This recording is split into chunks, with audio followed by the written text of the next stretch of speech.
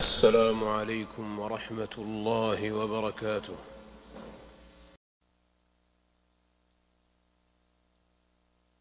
تمام تعریفیں اس اللہ رب العالمین کے لیے ہے جس کی کوئی اولاد نہیں، جو سب سے بڑا ہے، اور میں گواہی دیتا ہوں کہ اللہ کے علاوہ کوئی معبود برحق نہیں۔ اسی نے ہر چیز کو پیدا فرمایا، اور میں گواہی دیتا ہوں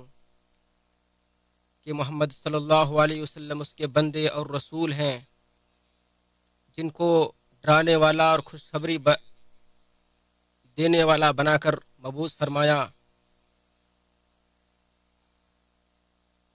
اے ایمان والو، اللہ سے ڈرو اور اچھی بات کرو،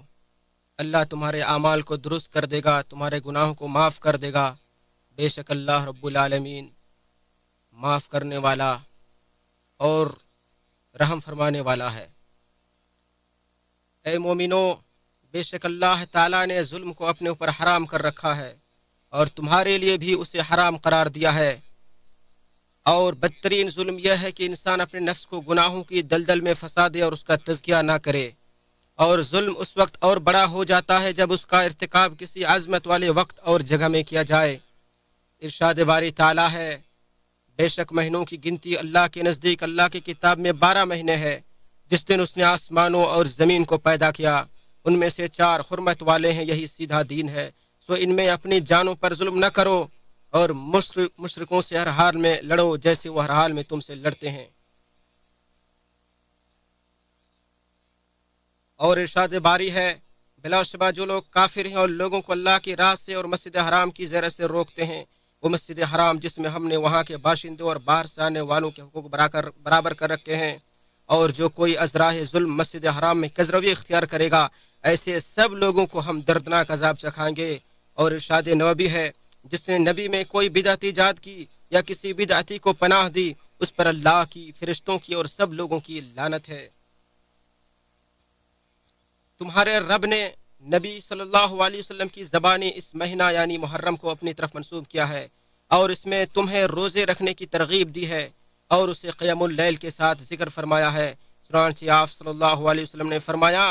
ماہ رمضان کے بعد سب سے افضل روزے اللہ کے اس مہینے کے روزے ہیں جسے تم محرم کہتے ہو، اور فرض نماز کے بعد سب سے افضل نماز قیام اللیل ہے۔ اس حدیث میں ماہ محرم کی نسبت اللہ تعالیٰ کی طرف کی گئی ہے، جو کہ اس کے فضل و شرف کی دلیل ہے، کیونکہ اللہ تعالیٰ صرف اپنی خاص مخلوقات کی ہی نسبت اپنی طرف کرتا ہے، تو اسی مناسبت سے اس نے اس مہینے میں روزے کو مشروع کیا ہے، کیونکہ روزے کی نسبت بھی اللہ نے اپنی طرف کی ہے، جیسا کہ حدیث قدسی میں ہے، بنی آدم کا ہر عمل اس کے لیے ہے سوائے روزہ کے، روزہ میرے لیے ہے اور میں ہی اس کا بدلہ دوں گا، اس نے میری ہی وجہ سے اپنی شہوت اور کھانے پینے کو ترک کیا ہے۔ آپ صلی اللہ علیہ وسلم نے ابو امامہ رضی اللہ عنہ کو وصیت کرتے ہوئے فرمایا، روزے رکھا کرو، کیونکہ فضل و شرف میں کوئی عمل اس کے برابر نہیں ہے۔ روزہ انسان کو جہنم سے بچانے والی ایک ڈھال ہے، جس طرح تمہارے پاس دشمنوں کے وار سے بچنے کے لیے ڈھال ہوتی ہے۔ چنانچہ اس شخص کے لیے خوشخبری ہے جو اپنے آپ کو بھوکا رکھتا ہے تاکہ روز قیامت سے کم سیر ہو سکے، اور جو اپنے آپ کو پیاسا رکھتا ہے تاکہ روز قیامت سے کم سیراب ہو سکے، اور خوشخبری ہے اس کے لیے جو اس دن کے لیے اپنی وقتی شہوت کو تج دیتا ہے جس کو اس نے دیکھا تک نہیں، اور خوشخبری ہے اس کے لیے جو دار بقا کے دائمی کھانوں اور سائے کے لیے اس دار فانی کے چند لقموں کو ترک کر دیتا ہے۔ تقوی شعار بندوں کے لیے پوری زندگی ہی ماہ سیام کی طرح ہے۔ ان کی عید الفطر کا دن وہ ہوگا جب وہ اپنے رب سے ملاقات کریں گے، اور اس ماہ سیام جیسی زندگی کا بیشتر حصہ گزر چکا ہے، اور عید کا دن قریب آ رہا ہے جس میں اللہ تعالیٰ سے ملاقات ہوگی۔ جو بدن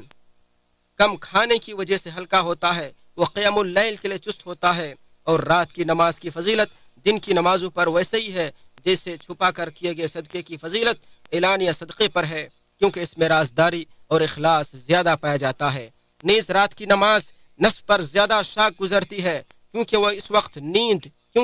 وقت نیند اور آرام و سکون کا طالب ہوتا ہے، اور اعمال میں سے افضل عمل وہ ہے جو نفس پر شاق گزرے۔ اور رات کے وقت قرآن کی تلاوت میں تدبر و تفکر زیادہ ہوتا ہے، کیونکہ انسان اس وقت مشغولیات سے دور ہوتا ہے، دل و دماغ حاضر ہوتا ہے، فہم و ادراک کے لیے دل زبان کے ساتھ